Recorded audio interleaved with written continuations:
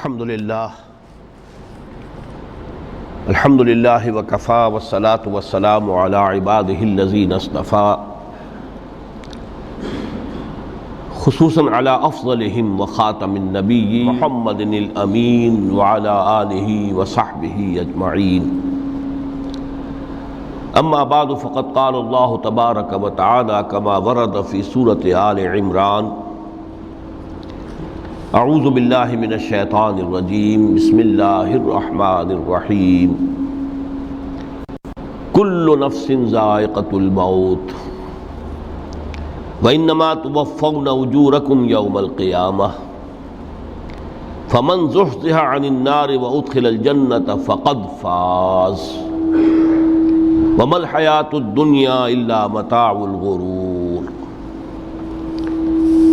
وقال عز وجل كما ورد في سورة العنكبوت وما هذه الحياة الدنيا إلا لهو ولعب وإن الدار الآخرة لهي الحيوان لو كانوا يعلمون صدق الله العظيم رب اشرح لي صدري ويسر لي أمري واحلل عقدة من لساني يفقهوا قولي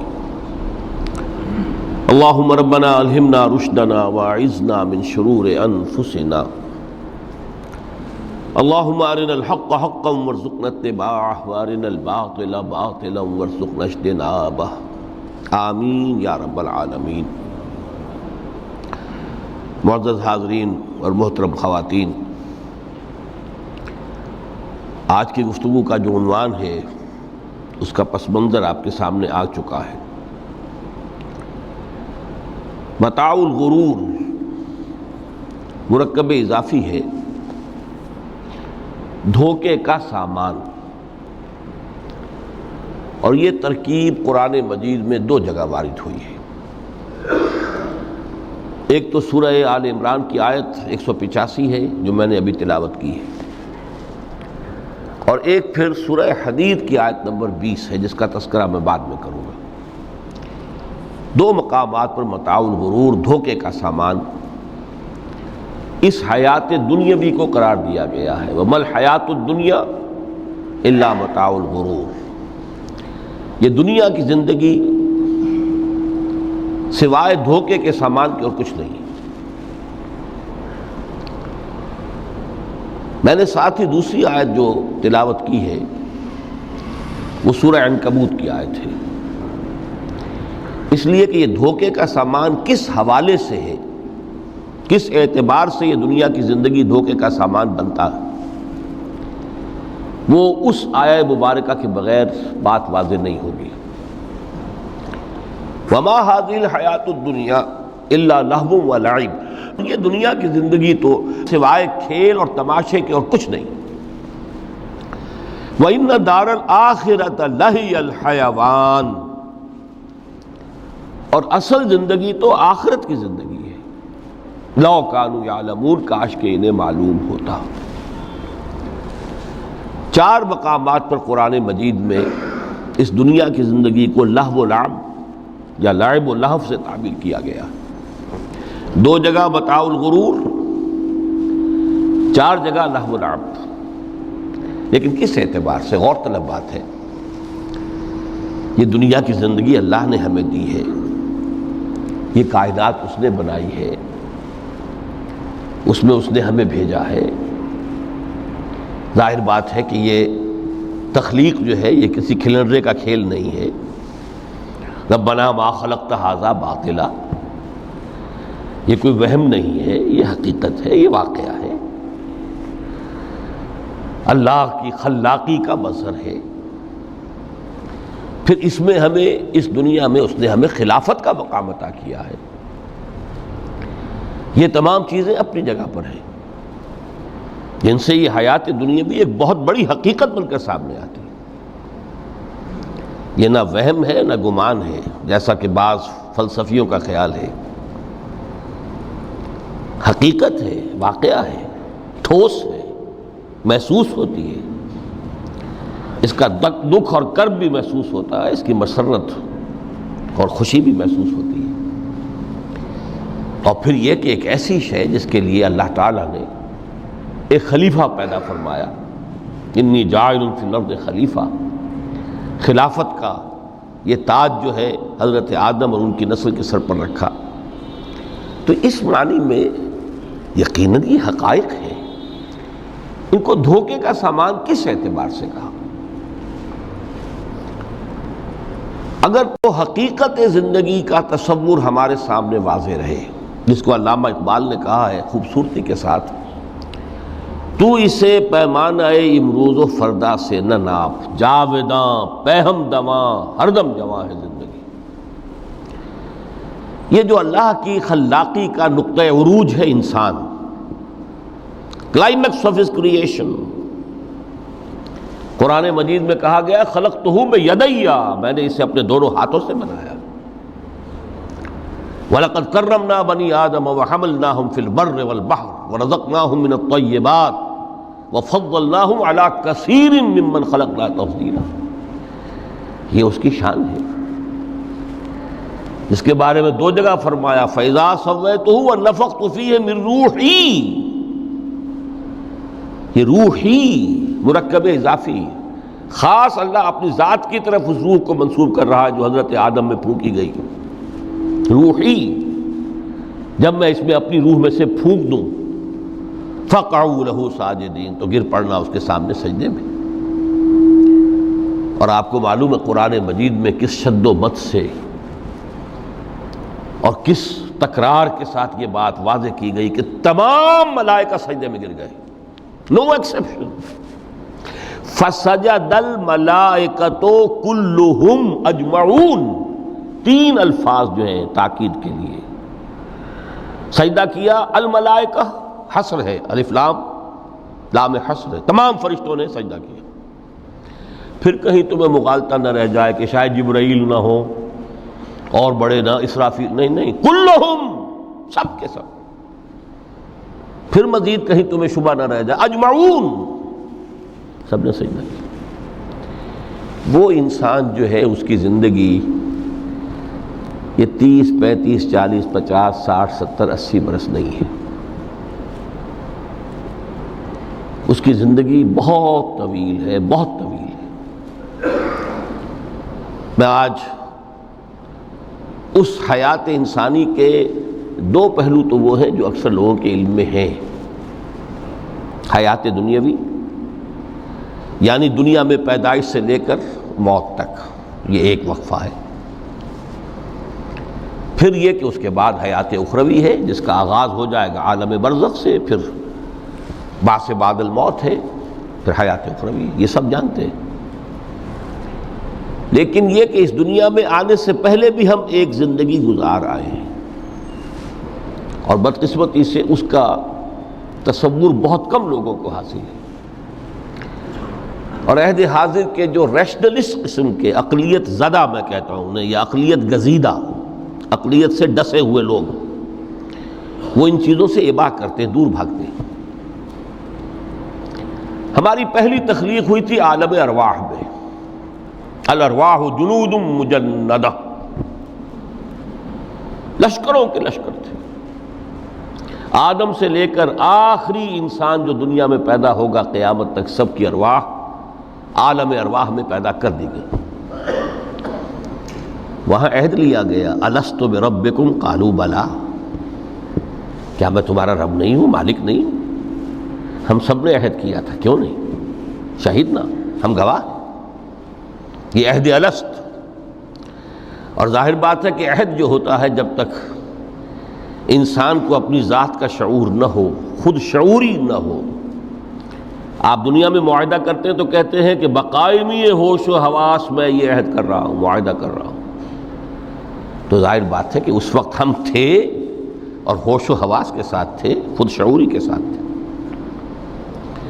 لیکن صرف ارواح تھی، جسد نہیں تھے۔ اور یہی ہے وہ مقام جس کے بارے میں حضور نے سے جب پوچھا گیا کہ متى وجبت لک النبوۃ یا رسول اللہ، اللہ کے رسول آپ کو نبوت کب ملی؟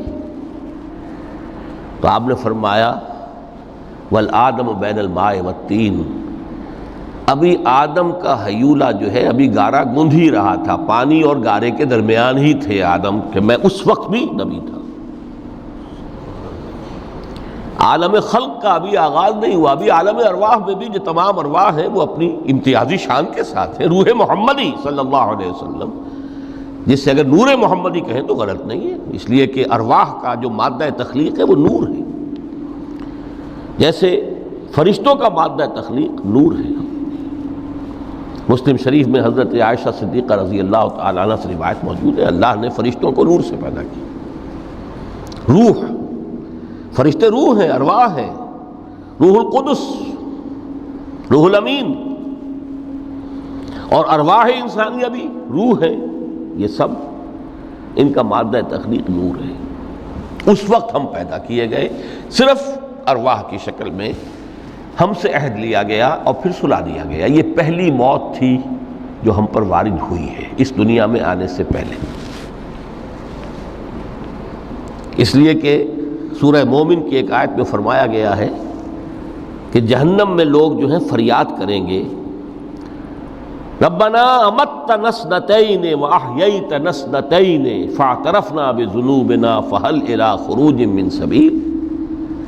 اے اللہ تو نے ہمیں 2 مرتبہ مارا، 2 مرتبہ زندہ کیا، تو اب ایک مرتبہ اور صحیح، کہ یہاں سے نکلنے کا بھی کوئی راستہ ہے کہ نہیں؟ اتنے مراحل سے تو ہمیں لے کر آیا ہے، ایک مرحلہ اور سی۔ تو یہ 2 موتیں کون سی ہیں؟ پہلی موت وہ تھی جب ارواح کو موت کی نیند سلا دیا گیا۔ پھر عالم خلق، جسے آج سائنٹسٹ کہتے ہیں، جس کا نقطۂ آغاز ہے بگ بینگ، عالم ارواح اس سے پہلے کی شے ہے، اس تک سائنس نہیں پہنچ سکتی، وہ سائنس سے ماورا ہے۔ لیکن جہاں سے سائنس شروع ہوتی ہے وہ عالم خلق کا آغاز ہے، بگ بینگ سے۔ وہ پھر مختلف مراحل، تنزل کے مراحل بھی آئے، ارتقاء کا مرحلہ بھی آیا، تفصیل میں جانے کا موقع نہیں ہے۔ بہت سے تنزلات کے مراحل اور بہت سے ارتقاء کے مراحل طے کر کے آدم تیار ہوا ہے۔ حضرت بیدل نے رحمت اللہ علیہ بہت خوبصورت شعر کہا ہے، ہر 2 عالم خاک شد تا بست نقش آدمی، اے بہار نیستی از قدر خود ہوشیار باش۔ یہ پوری جو بھی کائنات کا جو سلسلہ شروع ہوا، بگ بینگ، اور بہت بڑے بڑے جو ناری کرے تھے جن کی کہ حرارت کا جب تذکرہ کرتے ہیں سائنسدان تو trillions and trillions of foreign height, یہ ان کی اس وقت اس کی جو حرارت کا عالم تھا۔ لیکن پھر وہ ٹھنڈے ہوئے، کچھ اس میں سے کوئی، پھر خاک کی تہ جو ہے زمین کے اس کرے پر آئی، ہر 2 عالم خاک شد۔ یہاں سے اب آدم کا حیولہ تیار ہوا، تا بست نقش آدمی۔ اس کے بعد ارتقائی مراحل ہیں، اور پھر آدم کی وہ روح جو کولڈ سٹوریج میں تھی، جب وہ لا کر پھونکی گئی ہے، جسد آدم جو ہے وہ مسجود نہیں تھا، مسجود تو تب بنا ہے جب کہ اس میں روح آدم وہ لا کر پھونک دی گئی۔ فَإِذَا سَوَّيْتُهُ وَنَفَخْتُ فِيهِ مِن رُوحِي فَقَعُوا لَهُ سَاجِدِينَ۔ یہاں سے حیات دنیاوی کا آغاز ہو گیا۔ پھر وہ سلسلہ تناسل ہے، آدم اور حوا کی نسل میں سے ہر بچہ 4 ماہ کے بعد جب اس کا ایک حیولہ رحم مادر میں تیار ہو جاتا ہے، حدیث ہے متفق علیہ عبداللہ ابن مسعود سے رضی اللہ تعالی عنہ، اور جس کے اندر آغاز میں وہ کہتے ہیں کہ حضور نے ہمیں یہ بتایا، وَهُوَ الصَّادِقُ الْمَصْدُوقُ، دیکھنا تم کہیں شک میں نہ پڑ جانا، محمد کون ہے؟ الصادق المصدوق، جو سچے ہیں، جن کی سچائی کی اللہ گواہی دیتا ہے، کہ رحم مادر میں 40 دن تم نطفے کی شکل میں ہوتے ہو، پھر 40 دن علقہ کی شکل میں ہوتے ہو، پھر 40 دن تو مضغہ کی شکل میں ہوتے ہو، پھر اللہ تعالیٰ فرشتے کو بھیجتا ہے جو اس میں روح پھونکتا ہے۔ وہی عمل جو آدم کے جسد حیولہ کے ساتھ ہوا تھا، ہر ابن آدم اور بنت آدم کے لیے وہی عمل ہے کہ جو رحم مادر میں 4 مہینے کے بعد دہرایا جاتا ہے۔ یہاں سے حیات دنیاوی شروع ہوئی، پھر موت، یہ دوسری موت ہے۔ اب پہلی موت تو وہ تھی، لیکن دوسری موت یہاں سیپریشن ہو جائے گی، جو زمین سے آیا تھا تخلیقی مادہ وہ جسم میں گیا، جسم زمین میں گیا، گل سڑ کر ختم ہوا۔ جو وہاں سے روح آئی تھی وہ اس زمینی وجود کا جو لب لباب ہے، جان، نفس، اس کو لے کر اپنے ساتھ، اور وہ جائے گی عالم بالا کو۔ پھر یہ ایک وقفہ ہے، پھر بعث بعد الموت ہے۔ تو احیاء بھی دو ہو گئے، ایک مرتبہ پہلی موت کے بعد زندہ کیا اس عالم میں، آنکھ کھلی اس عالم میں ہماری، یہ پہلا احیاء تھا۔ کیف تکفرون باللہ وکنتم امواتا فاحیاکم ثم یمیتکم ثم یحییکم ثم الیہ ترجعون۔ دوسرا احیاء وہ ہوگا قیامت کے دن، بعث بعد الموت، اور پھر اس کے بعد وہ زندگی ابدی زندگی ہے، ہمیشہ کی۔ یہ تصور سامنے رکھیے۔ تو یہ جو تھوڑا سا وقفہ، یہ تو زندگی بہت طویل ہے، تو اسے پیمانہ امروز و فردا سے نہ ناپ، جاویداں پہم دماں ہر دم جواں ہے زندگی۔ اس میں یہ وقفہ جو ہے، خلق الموت والحیات لیبلوکم ایکم احسن عملا، یہ اس جسد کے ساتھ اس روح کا اتصال، اور یہ 30 40 50 60 70 80 100 برس کی عمر، یہ ایک وقفہ ہے، یہ امتحانی وقفہ ہے، تمہیں جانچا جا رہا ہے، پرکھا جا رہا ہے۔ ایکم احسن عملا، اس کو بھی اقبال نے اسی نظم میں خوب بیان کیا ہے کہ قلزم ہستی سے تو ابھرا ہے مانند حباب، اس زیاں خانے میں تیرا امتحان ہے زندگی۔ اب اگر تو دو چیزیں انسان پر واضح رہیں، اور نہ صرف واضح رہیں، مستحضر رہیں۔ واضح تو ہو جاتی ہے ایک چیز، پھر آدمی بھول جاتا ہے، تو کوئی فائدہ نہیں دیتا اس کے۔ مستحضر ایک یہ کہ اصل زندگی آخرت کی زندگی ہے، طویل ہے۔ بل توثرون الحیات الدنیا والآخرۃ خیر وابقیٰ، کلا بل تحبون العاجلہ وتذرون الآخرہ۔ تم اس عاجلہ کو پسند کرتے ہو، اس دنیا کی زندگی کو تم ترجیح دیتے ہو، جبکہ آخرت ہے جو باقی رہنے والی ہے، ابدی۔ اگر تو یہ معلوم ہو، جیسا کہ سورہ عنکبوت کی آیت کے حوالے سے میں نے آپ کو آیت سنائی کہ وما هذه الحیات الدنیا الا لہو ولعب وان الدار الاخرۃ لہی الحیوان لو کانوا یعلمون۔ اصل زندگی جو ہے وہ آخرت کی زندگی ہے، کاش کہ انہیں معلوم ہوتا۔ ایک حقیقت تو یہ معلوم ہو اور مستحضر رہے کہ اصل زندگی آخرت کی زندگی ہے، اور دوسری حقیقت یہ کہ یہ دنیا کی زندگی ایک امتحانی وقفہ ہے۔ قلزم ہستی سے تو ابھرا ہے مانند حباب، اس زیاں خانے میں تیرا امتحان ہے زندگی۔ یہ مستحضر رہے تو اس کا نتیجہ کیا نکلے گا؟ انسان دنیا پرست نہیں بنے گا۔ متاع ہے دنیا، برتنے کی چیز ہے۔ وما هذه الحیات الدنیا الا متاع، برتنے کی چیز ہے، برتو اسے۔ اب میں یہاں آپ کو کچھ حدیثیں بھی سنا دینا چاہتا ہوں۔ ایک حدیث میں حضور نے عجیب نقشہ کھینچا ہے، مالی ولی دنیا، لوگوں مجھے تمہاری اس دنیا سے کیا سروکار؟ انما مثلی کراکب استظل تحت شجرۃ ثم راح فترکھا، میری مثال تو اس سوار کسی ہے جو تھوڑی دیر کے لیے کسی درخت کے سائے میں سستانے کے لیے رک جاتا ہے۔ وہ اس درخت کو اپنی منزل نہیں سمجھتا، اپنا گھر نہیں سمجھتا، تھوڑی دیر کا سستانا ہے، پھر وہ اس درخت کو چھو خیر بات کہتا ہے، اپنا راستہ لیتا ہے، اپنی منزل کی طرف رواں ہو جاتا ہے۔ بس اتنا تعلق، منزل یاد رہے۔ چنانچہ ایک دوسری بڑی پیاری حدیث ہے، بہت مختصر بھی ہے، انما الدنیا خلقت لکم وانتم خلقتم للآخرہ۔ دیکھو یہ دنیا تمہارے لیے بنائی گئی ہے۔ خلق لکم ما فی السماوات و ما فی الارض، قرآن مجید کہتا ہے۔ اس لیے میں نے کہا تھا خلافت ہمیں دینی تھی تو سب کچھ ہمارے لیے بنایا گیا نا، یہ محفل سجائی گئی ہے ہمارے لیے، یہ سب ہمارے لیے بنایا گیا ہے، پورے عالم کو مسخر کیا گیا ہمارے لیے۔ سخر لکم، سورج بھی، چاند بھی، ہر چیز تمہارے لیے مسخر کی گئی ہے۔ انما الدنیا خلقت لکم، وَأَنْتُمْ خُلِقْتُمْ لِلْآخِرَةِ، لیکن تمہاری تخلیق ہوئی ہے، تمہیں بنایا گیا ہے، تمہیں پیدا کیا آخرت کے لیے۔ یہ منزل یاد رہے، میرا ٹھکانہ وہ ہے، میرا گھر وہ ہے، میری منزل وہ ہے، یہ راہ گزر ہے، یہ سفر ہے، یہ ایک وقفہ ہے، امتحانی وقفہ ہے۔ خلق الموت والحیات لیبلوکم ایکم احسن عملا۔ لیکن اب تیسری حدیث سنیے، اور یہ ہے وہ کہ جو اس دنیا کو، جو میں نے شروع میں کہا تھا، بڑی ٹھوس حقیقت ہے، یہ اللہ کی تخلیق ہے، سنجیدہ تخلیق ہے، ہم نے کوئی کھیل کود کے لیے تو نہیں بنایا ہے۔ ربنا ما خلقت ھذا باطلا، حضور فرماتے ہیں الدنیا مزرعۃ الآخرہ، دنیا آخرت کی کھیتی ہے، یہاں بوؤ گے تو وہاں کاٹو گے، یہاں بوؤ گے نہیں تو کاٹو گے کیا خاک؟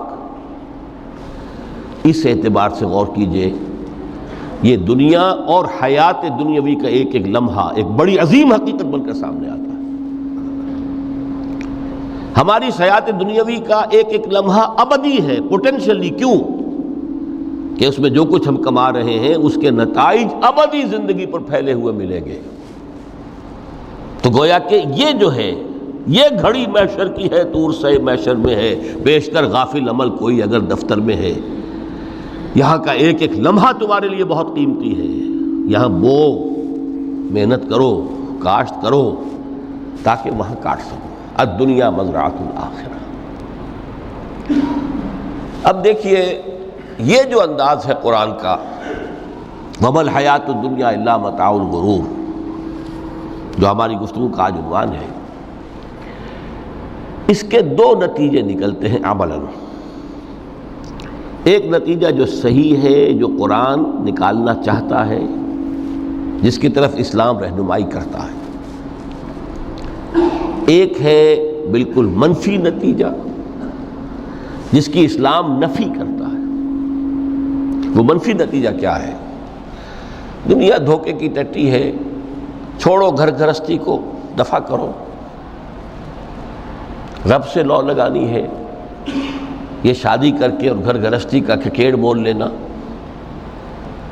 کہاں ایک پیٹ کا پالنا، کہاں 10 پیٹ لگ جائے پیچھے، اسی میں آدمی جو ہے گم ہو کر رہ جاتا ہے۔ لہذا گھر گھرستی کو چھوڑو، تجدد کی زندگی گزارو۔ پھر یہ تمدن ہر جگہ شر ہے، برائی ہے، دھوکہ ہے، فریب ہے، جھوٹ ہے، دفع ہو جاؤ، جاؤ کہیں پہاڑوں کی چوٹیوں پر، کہیں غاروں میں، گپھاؤں میں، کہیں جنگلوں میں دھونی روا۔ یہ ہے اس کا ایک منطقی نتیجہ جو نکلا ہے دنیا میں، اور تقریباً تمام مذاہب عالم میں نکلا ہے۔ رہبانیت، جس کی جس شد و بد کے ساتھ نفی کی ہے محمد الرسول اللہ صلی اللہ علیہ وسلم، لا رہبانیت فی الاسلام، اسلام میں کوئی رہبانیت نہیں، نفی ہے، مکمل نفی، لا رہبانیت فی الاسلام۔ فرمایا کہ النکاح من سنتی، یہ میری سنت ہے، میرا طریقہ ہے، گھر گھرستی کی زندگی اختیار کرنا یہ میری سنت ہے۔ 3 صحابہ پر کچھ اسی طرح کا غلبہ ہو گیا تھا۔ صحابہ میں ہر طرح کے لوگ تھے، ان میں وہ لوگ بھی تھے کہ جو بڑے ریشنلسٹ تھے، عقل کے حوالے سے بات سمجھنے والے۔ حضرت عمر کو ہم کہہ سکتے ہیں کہ سر خیل تھے ان کے، رضی اللہ تعالیٰ۔ کچھ درویش منش لوگ بھی تھے، کچھ پر یہ تقویٰ کا اور درویشی کا بہت زیادہ غلبہ ہو گیا تھا، مغلوب الحال ہم انہیں کہہ سکتے ہیں۔ حضرت عبداللہ ابن عمرو بن العاص رضی اللہ تعالیٰ عنہما، ایک عجیب سائملٹینیس کنٹراسٹ ہے باپ اور بیٹے میں۔ عمرو بن العاص بہت بڑے سیاستدان، مدبر، عرب نے چوٹی کے جو 3 سیاستدان پیدا کیے ان میں سے ایک عمرو بن العاص ہے، واریر، کانکرر، سیاستدان۔ لیکن عبداللہ ابن عمرو بن العاص بالکل درویش، روزانہ روزہ ساری رات کھڑے ہیں، نہ بیوی سے کوئی سروکار، نہ کسی سے کوئی سروکار۔ حضور کو اطلاع ملی،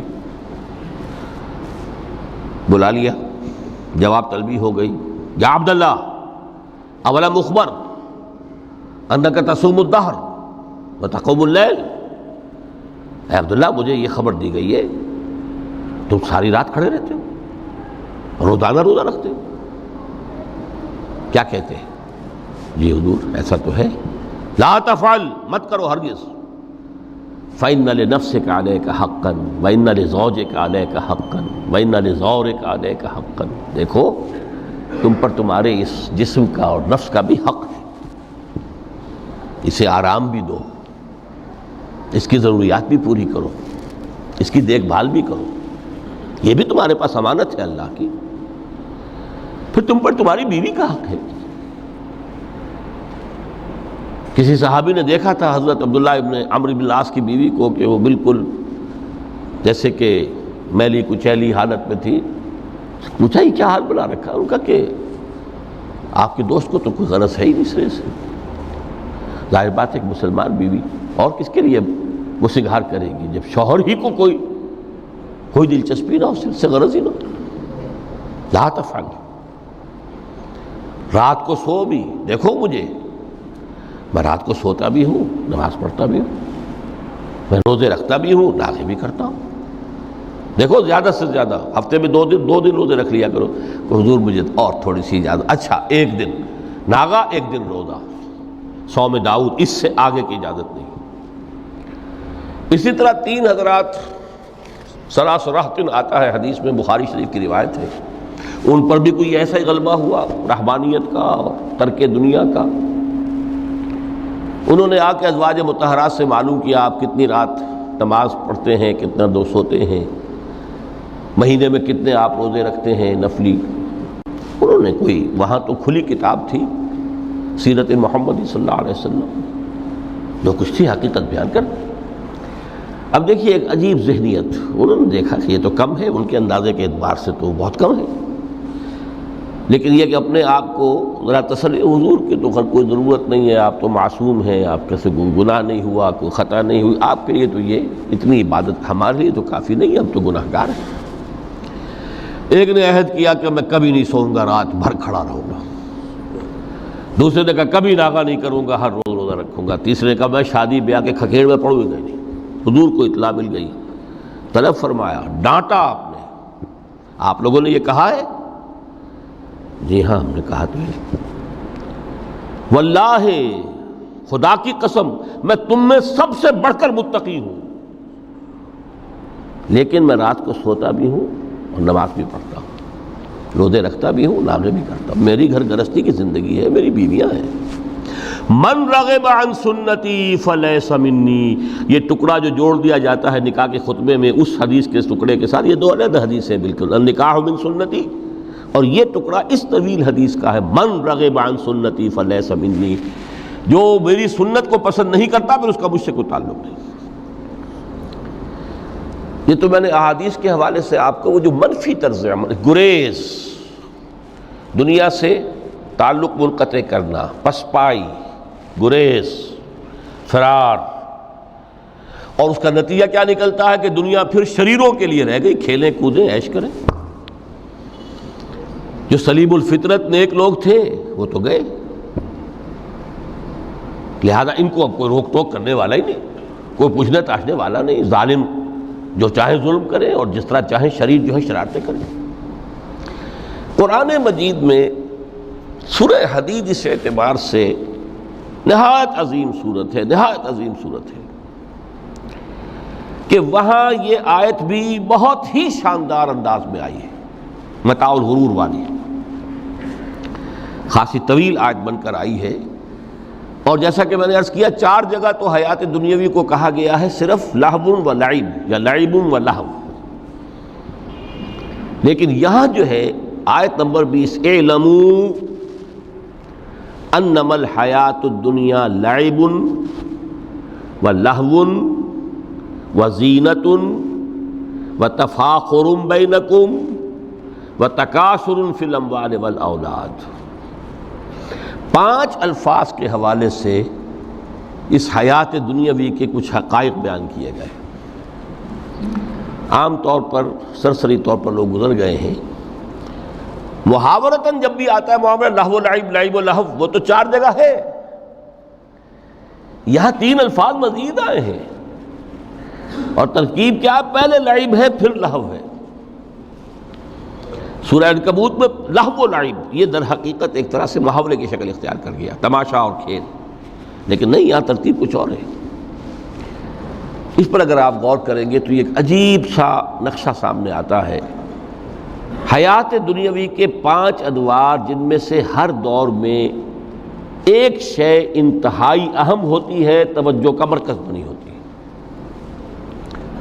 ابتدائی دور ہے، بالکل بچہ بھی ہے، کھیل، بس لعب، اس کے سوا اسے کوئی زندگی سے سروکاری نہیں، زندگی کے تلخ حقائق ابھی اسے معلوم نہیں۔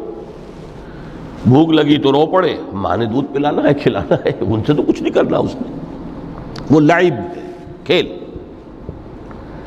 لیکن تھوڑا سا آگے چلتے ہیں، ٹین ایجر سٹیج میں جب داخل ہوتا ہے آدمی، تو اب وہ نرا کھیل، معصومانہ کھیل نہیں رہتا، اس میں تلذذ، سینشول گریٹیفیکیشن کا عنصر شامل ہو جاتا ہے۔ اب اس کا کہا لہو، اعلموا انما الحیات الدنیا لعب و لہو۔ ذرا آگے بڑھیے تو انسان پر سب سے زیادہ دھن سوار ہو جاتی ہے، بناؤ سنگھار، میرا لباس فیشن کے مطابق ہو، کہیں ایسا نہ ہو مذاق اڑے۔ اپنے لباس کے بارے میں بہت کانشیس ہوگا، اپنے ہیئر کٹ کے بارے میں بہت کانشیس ہوگا، ہر چیز کے بارے میں بہت کانشیس۔ زینت، بناؤ سنگھار، آرائش، زیبائش۔ اس سے ذرا آگے گئے، تکاثر فی الاموال والانفس، تفاخر بینکم۔ یہ سمجھیے کہ تقریباً 30 برس کی عمر جب انسان کی ہوتی ہے، اب فخر، تفاخر، یا دولت پر فخر ہوگا، یا نسب پر فخر ہوگا، یا اپنی کسی سیاسی حیثیت پر فخر ہوگا، اپنی چودراہٹ پر فخر ہوگا۔ تفاخر بینکم، جس میں جان میں چونکہ توانائی ہوتی ہے، قوت ہوتی ہے، لیکن اس کے بعد جب عمر ڈھلی، بڑا ریئلسٹک ہو جاتا ہے انسان۔ پھر یہ جو چوتھی سٹیج تھی، اس میں تو یہ کہ مونچھ نیچی نہ ہو، چاہے سب کچھ میں اپنا خرچ کر دوں، داؤ پہ لگا دوں، لیکن مونچھ نیچی نہیں ہوگی۔ آخری سٹیج وہ ہوتی ہے کہ پھر ہوکا لگ جاتا ہے آدمی کو، تکاثر فی الاموال والاولاد، مال اور اولاد کی کثرت کثرت کثرت۔ اب یہ ہوتا ہے کہ مونچھ نیچی کیا، مونڈ بھی دی جائے تو کوئی حرج نہیں، مال آنا چاہیے، ویری ریئلسٹک۔ اور اسی حال میں انسان ہوتا ہے، آخری پارے کی صورت نے پھر اس میں ایڈ کر کے اس کے اوپر مہر لگا دی، الہاکم التکاثر حتی زرتم المقابر۔ یہ تکاثر جو ہے پیچھا نہیں چھوڑتا۔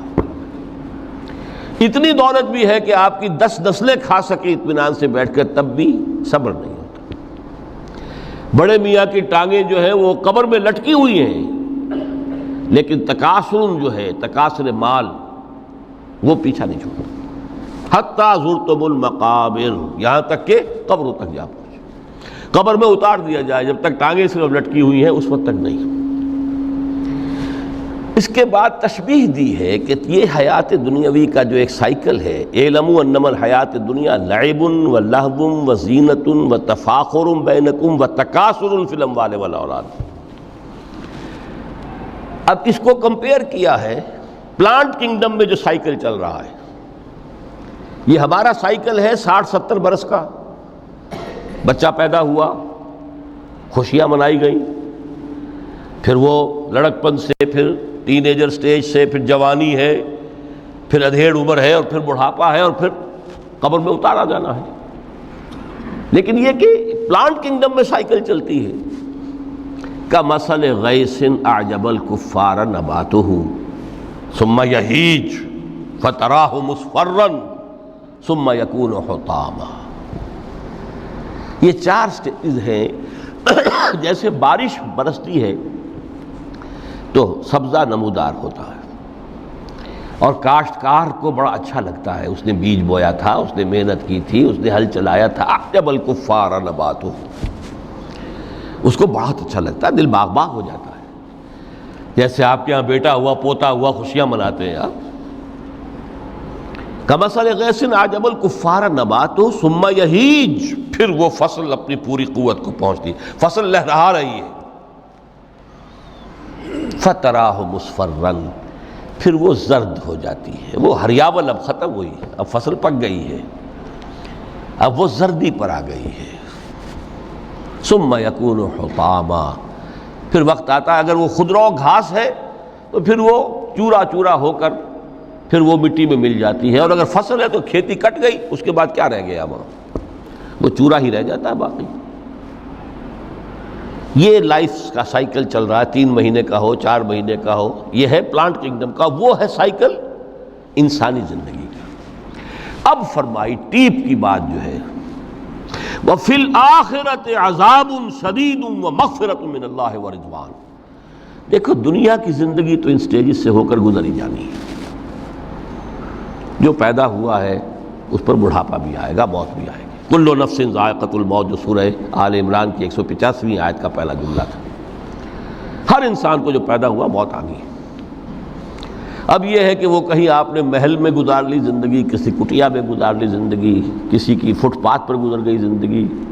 زندگی گزر جاتی ہے، گزرتی ہے، اور ان 5 سٹیجز میں سے ہو کر گزرتی ہے. آپ گندی گلیوں میں بچوں کو کھیلتے ہوئے دیکھتے ہیں، وہ بھی کھیل رہے ہوتے ہیں.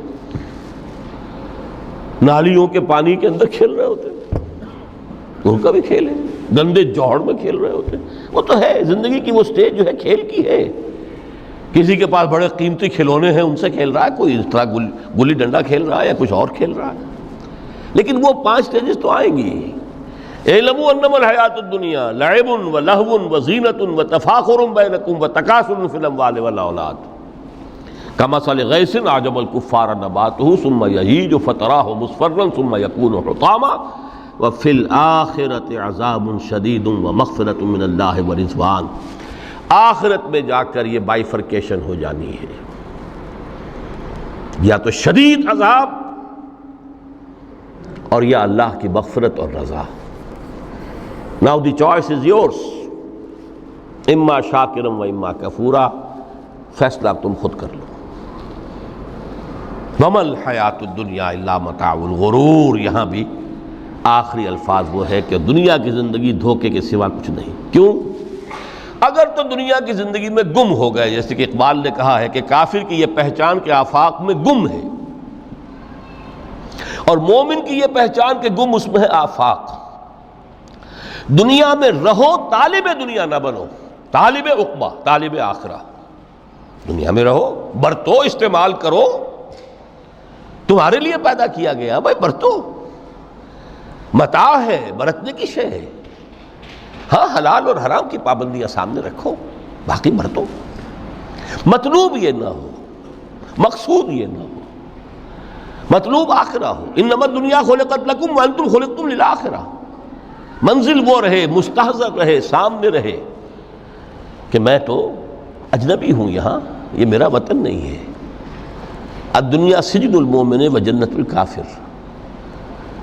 جیسے کسی پرندے کو کسی پنجرے میں بند کر دیا گیا ہو، اس طرح ہمیں اس دنیا میں بھیج دیا گیا. اللہ کی مرضی ہے، اس نے بھیجا ہے. جب تک وہ چاہتا ہم رہیں گے یہاں، لیکن ہمارا دل یہاں نہیں لگے گا. بازار سے گزرا ہوں، خریدار نہیں ہوں. طالب دنیا نہ ہو تب تو یہ کوئی دھوکے کا سودا نہیں، وطن نہیں، بالکل نہیں. حضور نے خود فرمایا مجھے تمہاری اس دنیا میں سے فلاں فلاں چیزیں بہت پسند ہیں، اور کس قدر ریئلسٹک ہیں. آپ نے عورتوں کے بارے میں فرمایا مجھے اس دنیا سے پسند ہے عورت. کوئی تصنع اور کوئی بھی تکلف اور کوئی خلاف فطرت بات نہیں کی محمد رسول اللہ صلی اللہ علیہ وسلم. آنکھوں کی ٹھنڈک میری نماز میں ہے، مجھے خوشبو پسند ہے. عورت کی طرف بھی آپ کا رجحان تھا. قرآن مجید میں آتا ہے نا، اے نبی اب کوئی اور نکاح آپ نہیں کریں گے. وَلَوْ أَعْجَبَتْكَ حُسْنُهُنَّ، چاہے ان کا حسن جو ہے وہ آپ کو اچھا لگے، اب اجازت نہیں ہے مزید، بس فل سٹاپ. جتنے نکاح ہو چکے ہو چکے.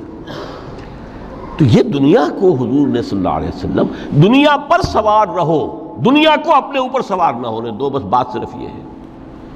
کافر کی یہ پہچان کہ آفاق میں گم ہے۔ اسی لیے سورہ کہف کا ایک مرکزی مضمون ہے، پہلے رکوع میں بات آتی ہے اِنَّا جَعَلْنَا مَا عَلَى الْأَرْضِ زِینَةً لَهَا لِنَبْلُوَهُمْ أَيُّهُمْ أَحْسَنُ عَمَلًا۔ ہم نے اس دنیا پر جو کچھ ہے، یہ اسکائی اسکریپرز بن گئے ہمارے زمانے میں، اور یہ شاندار بلڈنگز ہیں، اور یہ کچھ ہے، ہم نے زینت اور زیبائش اور آرائش بنا دیا ہے تاکہ آزمائیں۔ انہی کے حسن کے شکار ہو جاتے ہو اور ان کے پرستار بن کر رہ جاتے ہو۔ رخ روشن کے آگے شمع رکھ کر وہ یہ کہتے ہیں، ادھر جاتا ہے دیکھیں یا ادھر پروانہ آتا ہے، پھر بھی اللہ ہی کے عاشق بنے رہو، اللہ ہی سے محبت کرو تو کامیاب ہو گئے۔ دنیا کو برتو، اگر دنیا یہ عروس ہزار داماد جو ہے، اگر کہیں یہ محبوبہ بن گئی تو گئے، ختم۔ اچھا دیکھیے اس سورہ حدید میں اب یہ دنیا کی حقیقت کو اس طرح بیان کر کے دو نتیجے جو اس سے نکلتے ہیں ان کو علیحدہ علیحدہ بیان کر دیا۔ ایک نتیجہ جو میں بیان کر چکا، رہبانیت، ترک دنیا، اس کی نفی کرتے ہوئے فرمایا وَلَقَدْ أَرْسَلْنَا نُوحًا وَإِبْرَاهِيمَ وَجَعَلْنَا فِي ذُرِّيَّتِهِمَا النُّبُوَّةَ وَالْكِتَابَ فَمِنْهُمْ مُهْتَدٍ وَكَثِيرٌ مِّنْهُمْ فَاسِقُونَ ثُمَّ قَفَّيْنَا عَلَىٰ آثَارِهِمْ بِرُسُلِنَا وَقَفَّيْنَا بِعِيسَى ابْنِ مَرْيَمَ وَآتَيْنَاهُ الْإِنجِيلَ وَجَعَلْنَا فِي قُلُوبِ الَّذِينَ اتَّبَعُوهُ رَأْفَةً وَرَحْمَةً وَرَهْبَانِيَّةً ابْتَدَعُوهَا مَا كَتَبْنَاهَا عَلَيْهِمْ۔ اصل مضمون یہ تھا جس کے لیے تمہید اتنی لمبی باندھی، ہم نے نوح کو بھیجا، ابراہیم کو بھیجا، ان کی اولاد میں ہی نبوت اور کتاب رکھ دی، پھر ان کے نقش قدم پر ہم نے اٹھایا عیسیٰ ابن مریم کو، انہیں انجیل دی، اور جو لوگ ان پر ایمان لائے ان کے دلوں میں رحمت اور رافت کے جذبات پیدا کر دیے، انسانی ہمدردی۔ حضرت عیسیٰ کا جو اپنا مزاج تھا، ظاہر بات ہے کہ آپ کے حواریین اور آپ پر ایمان لانے والوں میں اسی کا ایک عکس پیدا ہونا تھا، لہذا وہ ایک خاص کیفیت، لیکن فرمایا ایک شے کو انہوں نے بدعت کے طور پر ایجاد کر لیا، وَرَهْبَانِيَّةً ابْتَدَعُوهَا مَا كَتَبْنَاهَا عَلَيْهِمْ۔ رہبانیت کی انہوں نے بدعت ایجاد کر لی، یہ انہوں نے کی ہے، ہم نے یہ ان پر فرض نہیں کی تھی۔ یہ ہے وہ منفی نتیجہ، گریز، خانقاہوں میں جا کر بیٹھ جاؤ، موناسٹسزم، تجرد کی زندگی گزارو۔ نتیجہ اس کا کیا نکلتا ہے کہ بظاہر راہب اور راہبائیں رہ رہی ہیں اور رہ رہے ہیں، اور اندر جو حرام کاری کے بازار چل رہے ہیں، اور تہخانوں کے اندر حرامی بچوں کی قبروں کے قبرستان بنے ہوئے۔ ہسٹری آف کرسچین موناسٹسزم پر کتابیں پڑھ لیجئے، خود انہوں نے اپنے سارے جو ہیں بخیے ادھیڑ کر خود رکھ دیے۔ یہ رہبانیت، یہ اسلام کا راستہ نہیں ہے۔ احادیث کے حوالے سے میں آپ کے سامنے پہلے بیان کر چکا ہوں، میں بعد میں تھوڑا سا عرض کروں گا کہ ہمارے ہاں بھی یہ رسم کیوں آئی اور کیسے آئی۔ الحمدللہ اس درجے میں نہیں آئی جس درجے میں کہ کرسچینٹی میں آئی ہے، الحمدللہ ثم الحمدللہ، لیکن کسی درجے میں اگر آئی ہے تو کیوں آئی ہے یہ میں بعد میں عرض کروں گا۔ لیکن اس کا مل حیات الدنیا الا متاع الغرور کا دوسرا نتیجہ کیا ہے؟ پہلا نتیجہ تھا گریز کا، پسپائی کا، فرار کا، معاشرے سے نکل بھاگنے کا، تاکہ معاشرے میں اشرار کھل کھیلیں، جو چاہیں کریں۔ ایک راستہ یہ ہے، ترک دنیا کے معنی ہیں ترک لذات دنیاوی، آسائشوں کو ترک کرنا، سختیاں جھیلنا، کس لیے؟ تاکہ دنیا سے ظلم کا خاتمہ ہو، باطل کا تختہ الٹ دیا جائے، ظلم کا استیصال۔ ظاہر بات ہے ظالم آسانی سے ظلم نہیں چھوڑے گا، ایکسپلائٹر وعظ و نصیحت سے اپنے ایکسپلائٹیشن سے باز نہیں آئے گا۔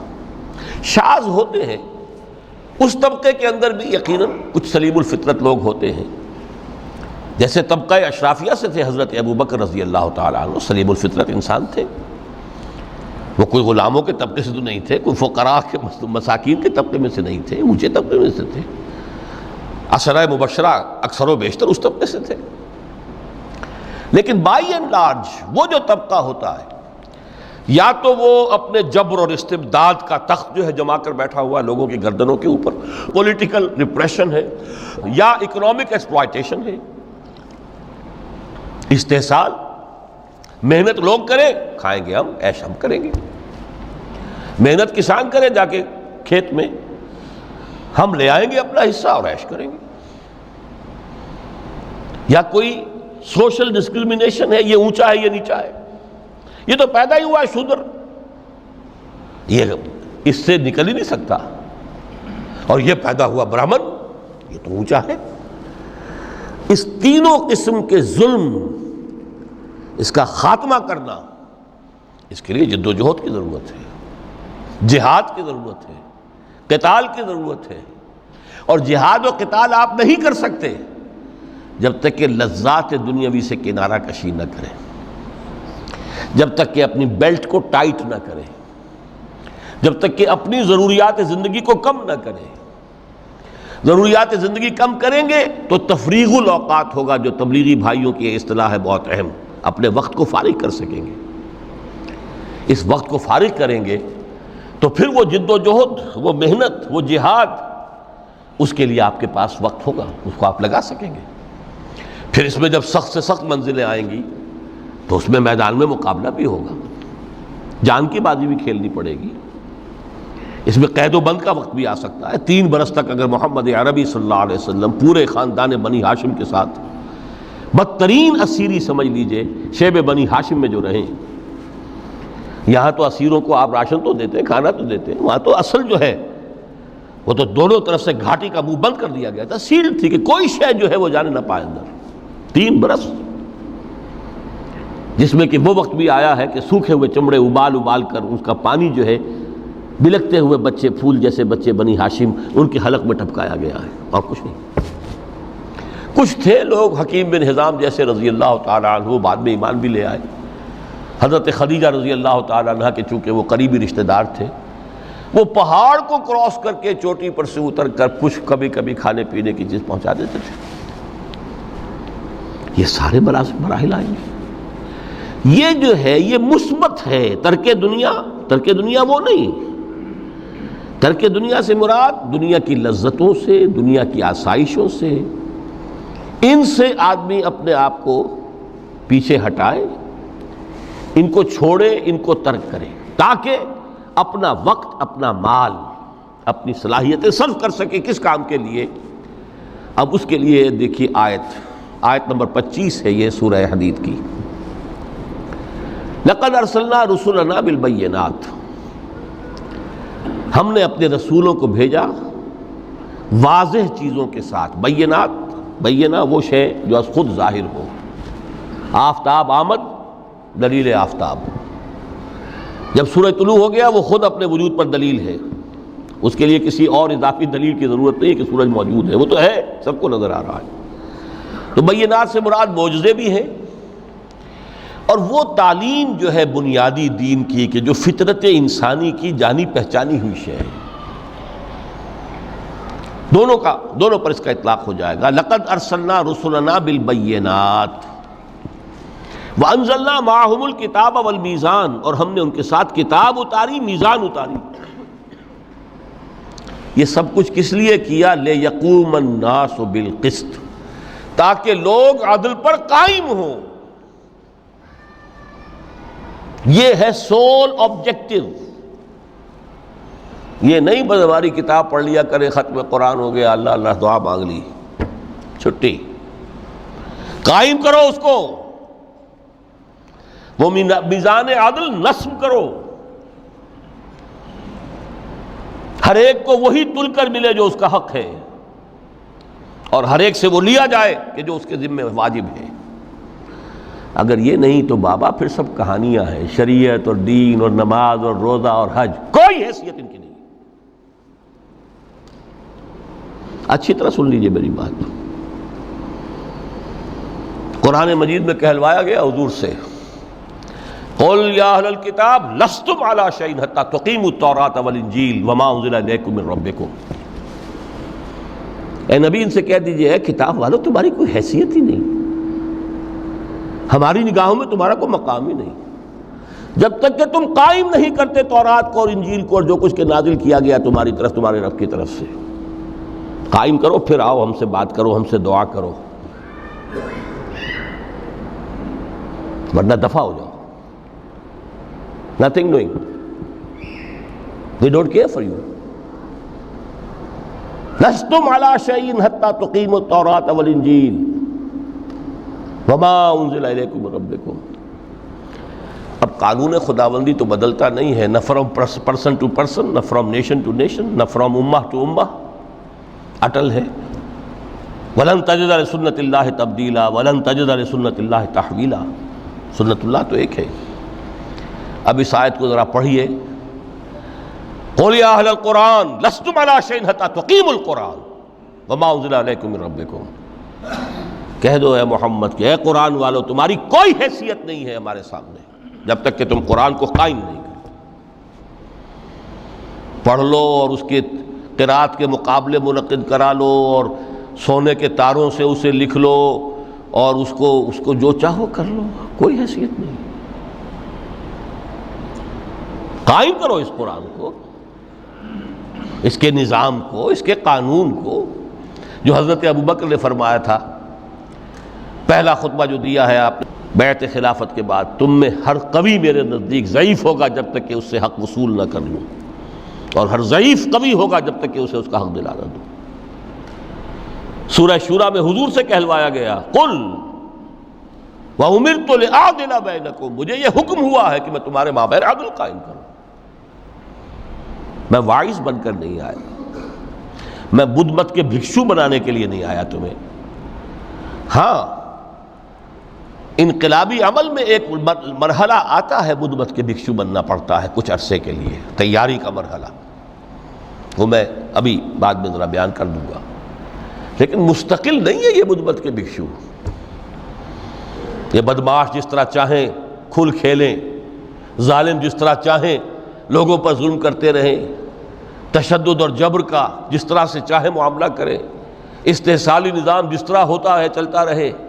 شاہ ولی اللہ دہلوی رحمۃ اللہ علیہ کے الفاظ میں انسانوں کی عظیم اکثریت ڈھور ڈنگر بن جائے، صبح سے لے کے شام تک کمر توڑ دینے والی مشقت کے بعد بمشکل 2 وقت کی روٹی ملتی ہو، اس کا کبھی خیال اسے اللہ کا آئے گا؟ کبھی اللہ سے لو لگا سکے گا؟ دنیا نے تیری یاد سے بیگانہ کر دیا تو اس سے بھی دل فریب ہے غم روزگار کے.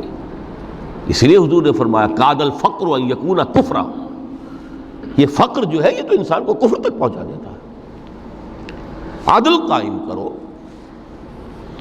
تو دیکھیے یہ آیت انتہائی گمبھیر آیت ہے قرآن مجید کی سورہ حدید کی. جس طرح وہ آیت متاع الغرور والی جس شان کے ساتھ سورہ حدید میں آئی ہے، اعلموا انما الحیات الدنیا لعب ولہو وزینۃ وتفاخر بینکم وتکاثر فی الاموال والاولاد کمثل غیث اعجب الکفار نباتہ ثم یہیج فتراہ مصفرا ثم یکون حطاما وفی الآخرۃ عذاب شدید ومغفرۃ من اللہ ورضوان وما الحیات الدنیا الا متاع الغرور. لیکن اس کا نتیجہ کیا نکلنا چاہیے؟ لقد ارسلنا رسلنا بالبینات وانزلنا معهم الکتاب والمیزان لیقوم الناس بالقسط. Now prepare for the shock. میرے نزدیک، میرے علم کی حد تک شاید دنیا کی کوئی انقلابی کتاب نہ ہو جس نے اس قدر عریاں طور پر کھل کر یہ کہا ہو کہ ظالموں کی سرکوبی کرو، کچلو ان کے سر. وانزلنا الحدید، ہم نے لوہا بھی اتارا ہے. ایک وقت آتا ہے ظلم نہیں ختم ہوتا جب تک کہ لوہے کی طاقت ہاتھ میں نہ آئے. انزلنا الحدید، ہم نے صرف کتاب ہی نہیں اتاری ہے، لوہا بھی اتارا ہے. فیہ باس شدید، اس میں جنگ کی صلاحیت ہے. ومنافع للناس، لوگوں کے لیے کچھ اور منفعتیں بھی ہیں. کوئی توا پرات چمٹا یہ بھی بنا لو، ٹھیک ہے، لیکن اصلاً یہ اسلحہ کے لیے. وانزلنا الحدید، اسی تو سورہ حدید کا نام حدید ہے. فیہ باس شدید ومنافع للناس ولیعلم اللہ من ینصرہ ورسلہ بالغیب. اللہ دیکھنا چاہتا ہے کون ہے اس کے وفادار بندے جو اس لوہے کی طاقت کو ہاتھ میں لے کر مدد کرتے ہیں اس کی اور اس کے رسولوں کی غیب میں ہونے کے باوجود۔ ان اللہ قوی عزیز، ویسے اللہ قوی ہے، عزیز ہے، آن واحد میں کفر کو ختم کر دے جب چاہے، آن واحد میں ظالموں کا ظلم جو ہے وہ ختم کر کے رکھ دے، وہ سب کچھ کر سکتا ہے۔ لیکن پھر تمہاری آزمائش کیسے ہوگی؟ کیسے معلوم ہوگا ہوز ہو، کس کا کیا مقام تھا، کس کے پاس کتنا یقین کا سرمایہ تھا، کس کے ایمان کی گہرائی اور گہرائی کا کیا عالم تھا، کس نے ہمارے دین کے لیے کیسی کیسی قربانیاں جھیلی ہیں۔ یہ ہے ترک دنیا جو موسٹ پروفاؤنڈ ہے، نتیجہ خیز ہے، خیر کو وجود میں لانے کے لیے ہے، لیکن اس کی مثالیں موجود ہیں۔ حضرت مصعب بن عمیر رضی اللہ تعالی عنہ ایام جاہلیت میں کہا جاتا ہے ان کا جوڑا جو ہے شام سے تیار ہو کر آتا تھا، جیسے کبھی مشہور ہے کہ پنڈت نہرو کا بھی کپڑے سل کر آتے تھے پیرس سے۔ موتی لال نہرو کا بیٹا، اور موتی لال نہرو وہ تھا کہ وائس رائے کی پہلی کار آئی ہے ہندوستان میں تو دوسری کار موتی لال کی آئی، اس کا بیٹا، اس کے کپڑے پیرس سے سل کر آتے تھے۔ مصعب بن عمیر کے کپڑے شام سے تیار ہو کر آتے تھے، اور وہ ہمیشہ عطر میں بسے ہوئے ہوتے تھے۔ جہاں سے گزر گئے معلوم ہوا کہ پوری گلی جو ہے وہ مہک اٹھی، معلوم ہو جائے کہ مصعب گزرا ہے یہاں سے۔ ایمان لائے محمد رسول اللہ پر صلی اللہ علیہ وسلم۔ باپ فوت ہو چکا تھا، اس کی چھوڑی ہوئی دولت تھی، ماں تھی، لیکن وہ خاندان کا نظام، چچا تھا سربراہ، وہ بدترین کافر۔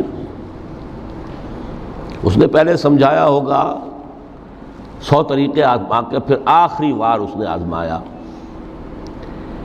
کہ جس دولت کے اوپر تم عیش کر رہے ہو یہ تمہارے مشرک باپ کی دولت ہے، نکل جاؤ گھر سے۔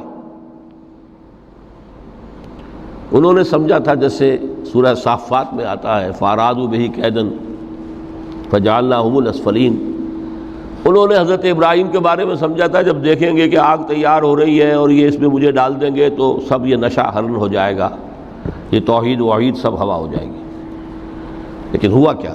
بے خطر کود پڑا آتش نمرود میں عشق، عقل ہے محو تماشائے لبے بام ابھی۔ اس نے تو یہ دھمکی دی تھی کہ دن میں تارے نظر آ جائیں گے مصعب کو، ناز و نام میں پلا ہوا انسان، اسے کہہ دیا جا نکل جاؤ گھر سے۔ اٹھ کر چلنے لگے، اس کا تیش جو ہے اور اچھا یہ کپڑے بھی اسی مشرک باپ کے ہیں، اتارو ان سب کو۔ مادر ذات برہنہ ہو کر گھر سے نکلے، مادر ذات۔ پھر وہی ہے کہ جن کے نام قرائے فال بنام من دیوانہ زدند، جب بیعت عقبہ اولیٰ ہوئی ہے، لوگوں نے کہا کہ ہمیں کوئی مقری دیجئے قرآن پڑھانے والا جو ہمیں قرآن پڑھائے۔ حضور نے فرمایا جاؤ مصعب۔ وہ مصعب وہاں جا کر مدینے میں المقری بن گئے، جا المقری، وہ آ رہا پڑھانے والا۔ اور 1 سال کی محنت، دعوت اور تبلیغ اور قرآن کے پڑھانے کے نتیجے میں اگلے سال 75 افراد لا کر حضور کی جھولی میں ڈال دی۔ یہ مصعب ہے۔ شہادت ہوئی ہے غزوہ بدر میں۔ ایک مرتبہ اس سے پہلے کا واقعہ بھی ہے کہ حضور مسجد میں تشریف فرما تھے، سامنے سے حضرت مصعب گزرے، ایک پھٹا ہوا سا کمبل جسم کے گرد لپیٹا ہوا تھا۔ حضور کی آنکھوں میں آنسو آ گئے۔ از کجا تاب کجا، یہ دیوانہ جو ہے اللہ کا اور رسول کا اور دین کا کہاں سے کہاں پہنچا ہے۔ غزوہ احد میں علم ان کے ہاتھ میں ہے، جس ہاتھ میں علم ہے وار پڑا، کٹ گیا، دوسرے سے پکڑا، اس کو بھی کٹ گیا، پھر دونوں جتنے بچ گئے تھے حصے ان سے سنبھالا، پھر شہید ہو گئے۔ جسم پر صرف ایک چادر تھی، اوپر سے جسم ننگا تھا، صرف ستر کے لیے چادر۔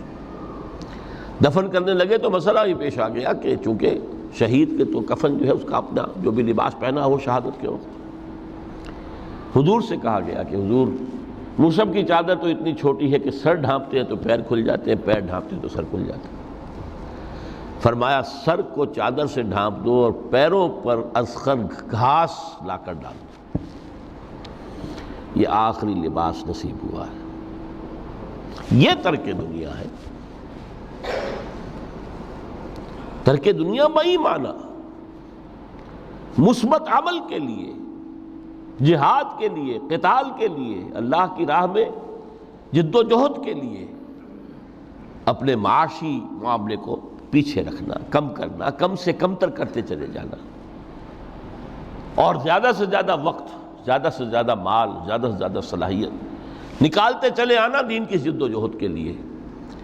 یہ ہے در حقیقت کہ جو ترک دنیا ہے پروفاؤنڈ، نتیجہ خیز، ظلم کے استیصال کے لیے، حق کا بول بالا کرنے کے لیے، عدل کے نظام کو برپا کرنے کے لیے یہ جد و جہد کی جائے. یہ ہے مثبت نتیجہ کہ جس کی طرف قرآن ہمیں لانا چاہتا ہے. ورنہ آج اقبال نے جو کہا کہ اسی قرآن میں ہے اب ترک جہاں کی تعلیم، جس نے مومن کو بنایا مہو پرویں کا امیر. ہمارے ہاں بھی وہ خانقاہی نظام آیا، اگرچہ اس درجے نہیں آیا، یہ واقعہ ہے.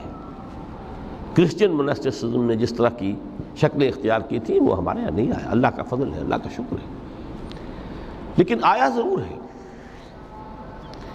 وہ چیزیں مراقبے ہیں، ذکر ہیں، اشغال ہیں، پھر یہ کہ اس کے لیے یہ لطائف ہیں جہاں حضور نے نہیں سکھایا کہ 5 لطائف ہیں، 6 لطائف ہیں، ہر ایک کی کوئی روشنی علیحدہ ہے، کوئی نیلی ہے، کوئی پیلی ہے. ٹھیک ہے، ہوگی، میں یہ نہیں کہتا کہ نہیں ہے.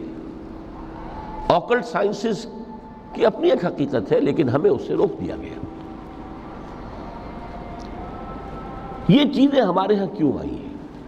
یہ ہے اصل میں کچھ لوگ جو اس پورے تصوف کے سلسلے کو کہہ دیتے ہیں کہ یہ ہے ہی خلاف اسلام اور یہ غلط ہے اور یہ بالکل ایک نیا دین ہے. نہیں، یہ بات نہیں. پوری ہمدردی کے ساتھ سمجھنا چاہیے کہ یہ کیوں آیا. دیکھیے، اصل جو سلوک محمدی تھا صلی اللہ علیہ وسلم، جو تصوف محمدی تھا، وہ تو یہ تھا: جہاد، دعوت، جہاد، دین کا غلبہ، تن من دھن لگا دو. اسی میں ترک دنیا بھی آ گیا. اس لیے فرمایا لا رہبانیت فی الاسلام الا جہاد فی سبیل اللہ. اسلام کی رہبانیت یہی جہاد فی سبیل اللہ ہے. آخر لذتیں چھوڑنی پڑتی ہیں نا، گھروں کی آسائشیں چھوڑیں گے تبھی تو جائیں گے، میدان میں آئیں گے. اس حوالے سے جب خلافت راشدہ کا نظام ختم ہوا اور اب ایک ملوکیت کے دور کا آغاز ہو گیا، 3-4 اٹمپٹس ہوئی ہیں اس کو ٹھیک کرنے کی. حضرت حسین ابن علی رضی اللہ تعالیٰ عنہ میدان میں آئے، شہید ہو گئے، دنیاوی اعتبار سے ناکام ہو گئے. عبداللہ ابن زبیر آئے رضی اللہ تعالیٰ عنہما، کچھ تھوڑی سی کامیابی ہوئی، سسٹین نہیں کر سکے، وہ بھی شہید کر دیے گئے. پھر حضرت زید آئے، پھر نفس زکیہ آئے، کوئی کوشش کامیاب نہیں ہوئی. اس نتیجے پر پہنچ گئے کہ یہ تو اب جو حکومت کی چھت ہے یہ تو ہے، اس کو تو اب ہم نہیں ہٹا سکتے. جب حکومت کو چھت کو نہیں ہٹا سکتے تو اب جہاد اور قتال کا راستہ تو بند ہو گیا. ہے تو مسلمان نا، کلمہ گو ہے، چاہے خود فاسق و فاجر بھی ہوں، لیکن نافذ تو شریعت کے احکام کر رہے ہیں. اس حوالے سے ہاتھ بند گئے. اس وقت پھر یہ ہے کہ جو تزکیہ نفس کے لیے یہ طریقے اختیار کیے گئے، شارٹ آف جہاد فی سبیل اللہ، شارٹ آف قتال فی سبیل اللہ. یوں سمجھیے کہ اگر کوئی درخت جو ہے یہاں پر آپ اس کو اگائیں تو چھت تک تو وہ جائے گا، لیکن چھت کے اوپر چھت کو پھاڑ تو نہیں سکتا نا، وہ پھر مڑ جائے گا.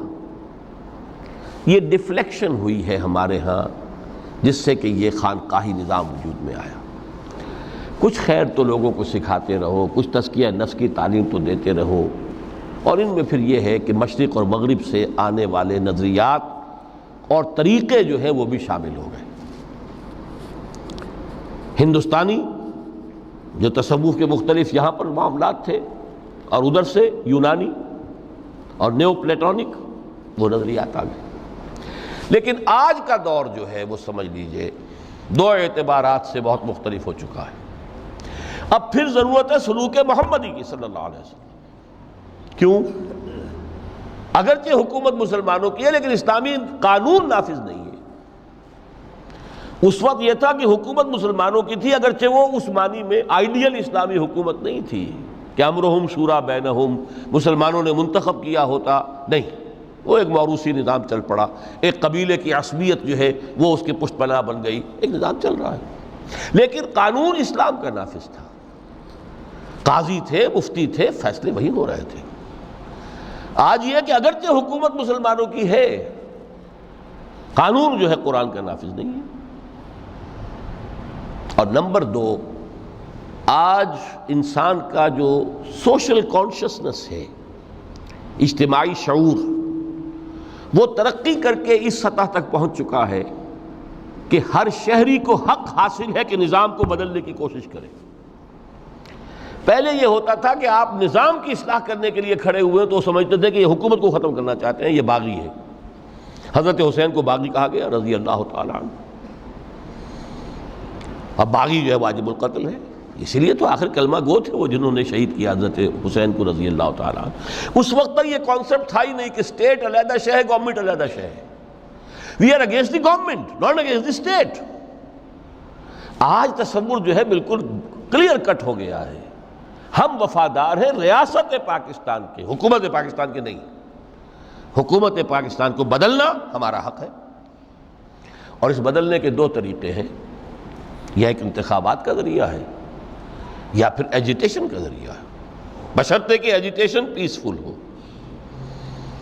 توڑ پھوڑ نہ ہو، کسی کی جان اور مال اور پراپرٹی کو کوئی نقصان نہ پہنچایا جائے، خود مرنے کو تیار ہو جائے، گولیاں چلیں، جیلوں میں جائیں، ایجیٹیٹ کریں، اگر جیلیں بھر جائیں گی، اگر گولیاں مار مار کر جو ہے فوج ایک وقت میں آ کر کہہ دے گی، جیسے کہ بھٹو کے زمانے میں کہہ دیا تھا، جبکہ اس نے کہا تھا کہ میری کرسی بہت مضبوط ہے، لیکن جب بریگیڈیئر محمد اشرف گوندل ہی ٹک دی لیڈ، پھر 3 اور آگے بریگیڈیئر ان کے ساتھ مل گئے، we are going to shoot no more, go and have a political settlement. اپنی قوم کے اوپر کہاں تک ہم گولیاں برسائیں گے؟ Who are they? They are our kith and kin, we are not an occupation army.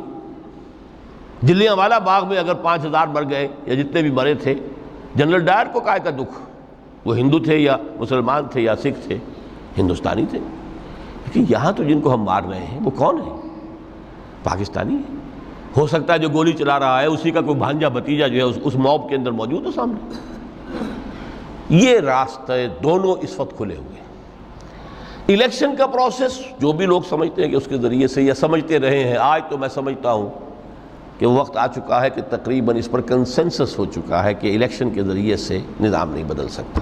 چہرے بدل جائیں گے، ہاتھ بدل جائیں گے، اس لیے کہ جو بھی پولیٹیکل سوشو اکنامک سسٹم ہے، بہتر سے بہتر الیکشن بھی ہوگا تو وہی ریفلیکٹ کرے گا۔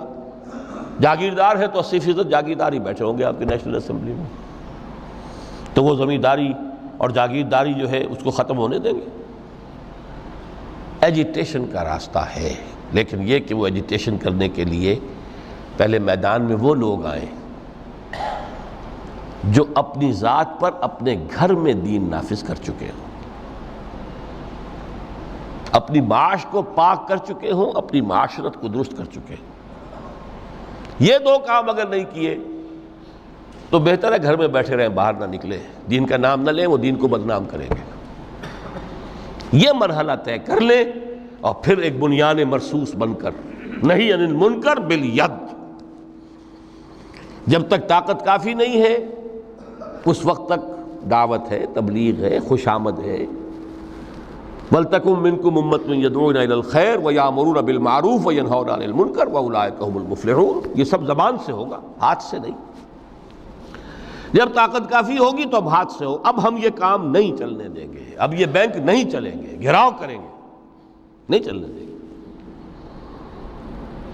یہ اخبارات میں جو فحاشی کے سمجھیے کہ وہ رنگین صفحات نہیں نکلنے دیں گے، پکیٹنگ ہو جائے گی۔ کئی دن تک کراچی میں جنگ کا گھیراؤ کیا گیا تھا MQM کی طرف سے، اور صرف یہ بات تھی کہ ہماری خبریں صحیح شائع نہیں کر رہا ہے۔ جب نہیں نکلنے دیا گیا جنگ، اس کے بعد صورت یہ ہو گئی کہ الطاف صاحب کو چھینک بھی آتی تھی تو پہلے صفحے پہ لکھا ہوتا تھا۔ لیکن کریں نا، میدان میں آئیں نا لوگ، یہ ہے اصل میں وہ تصوف کہ جو اب بالکل سلوک محمدی صلی اللہ علیہ وسلم کا جو اصل سلوک تھا وہ تصوف تھا، وہ ترک دنیا، مالی ولی دنیا، انما مثلی کراکب استظل تحت شجرۃ ثم راح فترکھا، اس کے ضمن میں فرمایا گیا ہے سورہ توبہ کی میں آیت نمبر 24 آپ کو سنا، فرمایا قل ان کان آباؤکم وابناؤکم واخوانکم وازواجکم وعشیرتکم واموال اقترفتموها وتجارۃ تخشون کسادها ومساکن ترضونها احب الیکم من اللہ ورسولہ وجہاد فی سبیلہ فتربصوا حتی یاتی اللہ بامرہ واللہ لا یہدی القوم الفاسقین۔ اے نبی ان سے کہہ دیجئے لوگو اگر تمہیں اپنے باپ اور اپنے بیٹے اور اپنے بھائی اور اپنی بیویاں یا بیویوں کے لیے شوہر اور اپنے رشتہ دار اور وہ مال جو تم نے بڑی محنت سے جمع کیے ہیں اور وہ کاروبار جن کی کساد کا تمہیں اندیشہ رہتا ہے کہیں مندہ نہ ہو جائے، اور وہ بلڈنگیں، وہ حویلیاں، وہ کوٹھیاں جو تمہیں بڑی پسند ہیں، بہت چاؤ سے بنائی ہیں، ڈیکوریٹ کی ہیں، ڈیکوریشن پیسز کہاں کہاں سے لا کر ڈرائنگ روم میں رکھے ہیں، اگر یہ 8 چیزیں محبوب تر ہیں اللہ سے اور اس کے رسول سے اور اس کی راہ میں جہاد سے، فتربصوا تو جاؤ انتظار کرو، دفع ہو جاؤ، بیٹھو ادھر، حتی یاتی اللہ بامرہ، یہاں تک کہ اللہ اپنا فیصلہ سنا دے، واللہ لا یہدی القوم الفاسقین، اللہ ایسے فاسقوں کو ہدایت نہیں دیتا۔ یہ ہے ترک دنیا، یہ ساری محبتیں جو ہے جیسے علامہ اقبال نے کہا یہ مال و دولت دنیا یہ رشتہ و پیوند، بتان وہم و گما لا الہ الا اللہ۔ مال و دولت دنیا کی 3 چیزیں لے لی، وہ مال جو تم نے جمع کیے، ایسیٹس تمہارے، وہ کاروبار جن کا کہ تمہیں اندیشہ ہوتا ہے کہ کساد نہ ہو جائے، اور وہ تمہاری بلڈنگیں حویلیاں جو تمہیں بڑی محبوب ہیں، مال و اسباب دنیا، اور رشتہ و پیوند 5 گنوا دیے، باپ، بیٹا، بھائی، زوج یا زوجہ اور رشتہ دار۔ اگر یہ محبوب تر ہے اللہ سے، اس کے رسول سے، اس کی راہ میں جہاد سے، تو جاؤ دفع ہو جاؤ، فتربصوا، گو اینڈ ویٹ، یہاں تک کہ اللہ اپنا فیصلہ سنا دے۔ اللہ ایسے یہ فاسق جو ہیں ان کو زبردستی ہدایت نہیں دیتا، اللہ کا قاعدہ ہی نہیں، ہدایت اس کو دیتا ہے جو طالب ہدایت ہو۔ تو متاع الغرور اس معنی میں کہ دنیا کی کوئی شے اور اس کی محبت ہمارے راستے میں بیڑی بن کر ہمارے پاؤں میں نہ پڑ جائے، اس راستے سے، دعوت دین اور اقامت دین کی جد و جہد سے، اگر یہ ہے تو یہ متاع الغرور ہے، دھوکہ ہے، فریب ہے۔ اگر یہ نہیں ہے، اس راستے پر آپ چل رہے ہیں، تو دنیا برتنے کی چیز ہے، استعمال کرو، دنیا ہی تو کھیتی ہے، یہی محنت کرو گے نا، اسی دنیا میں کوشش کرو گے، جہاد کرو گے، اسی دنیا میں دعوت اور تبلیغ کا کام کرو گے، یہی کھیتی ہے جس کی فصل تمہیں کاٹنی ہے جا کر قیامت میں۔ یہ دونوں پہلو ہمارے سامنے رہنے چاہیے۔ میں آپ حضرات کا بہت ممنون ہوں، آپ نے بہت توجہ سے میری باتوں کو سنا ہے۔ اللہ تعالیٰ جو کچھ کہا گیا ہے اس میں جو صحیح ہے، حق ہے، اس کے لیے دلوں کو کھولے، صرف ذہنوں کو نہیں، دلوں کو کھول دے، اس لیے کہ دل کھلیں گے تو کوئی تبدیلی آئے گی۔ مولانا منظور نعمانی صاحب نے ایک دفعہ لکھا تھا بڑا پیارا جملہ کہ اصل تبدیلی دل کی تبدیلی ہوتی ہے۔ دماغ تو کرائے کا وکیل ہے، دلیلیں فراہم کر دیتا ہے، دل نے ادھر کا فیصلہ کیا، دماغ نے اسی کے لیے دلیلیں دے دی، دل ادھر جانا چاہتا، دماغ اس کے لیے دلیلیں دے دے گا۔ وکیل وہی ہے، مدعی نے کر لیا تو اس کے حق میں دلائل کے انبار ہیں، اور اگر اسی مقدمے میں کہیں مدعا علیہ نے اس وکیل کو کر لیا ہوتا تو اس کے حق میں دلائل۔ تو اللہ تعالیٰ دلوں کو کھولے اور اس متاع الغرور کے پھندوں سے ہمیں نکل کر اصل محبت اللہ سے اور اس کی راہ میں جہاد سے، اور اصل مطلوب و مقصود زندگی آخرت کی، اس کی ہمیں توفیق عطا فرمائے۔ اقول قولی ھذا واستغفر اللہ لی ولکم ولسائر المسلمین والمسلمات۔